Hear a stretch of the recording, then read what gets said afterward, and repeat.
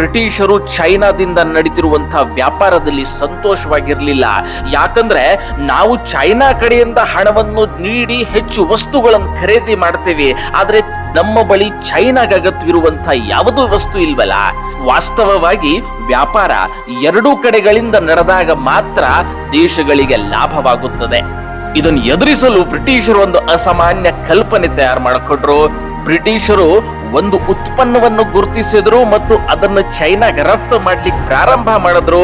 ಚೈನಾಗೂ ಆ ಉತ್ಪನ್ನವನ್ನು ಆಮದು ಮಾಡುವಂತಹ ಅನಿವಾರ್ಯತೆ ನಿರ್ಮಾಣವಾಯಿತು. ಆ ಉತ್ಪನ್ನದ ಹೆಸರು ಅಫೀಮ್. ಇದರ ಪರಿಣಾಮವಾಗಿ ಚೈನಾದಲ್ಲಿ ಅಫೀಮ್ ವ್ಯಸನವು ತೀವ್ರವಾಗಿ ಹರಡಿತು. ಈ ವ್ಯಸನ ಚೈನಾದಿಂದ ಸಿಂಗಾಪುರಿಗೆ ತಲುಪಿತು.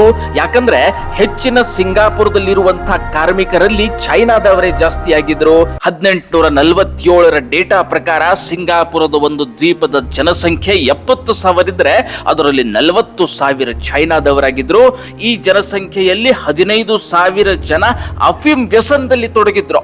ನೀವು ಕಲ್ಪನೆ ಮಾಡಬಹುದು, ಜನರು ಈ ರೀತಿಯ ವ್ಯಸನಾಧೀನ ಆಗಿರುವಾಗ ರಸ್ತೆಗಳಲ್ಲಿ ಏನೇನ್ ನಡೆದಿರಬಹುದು.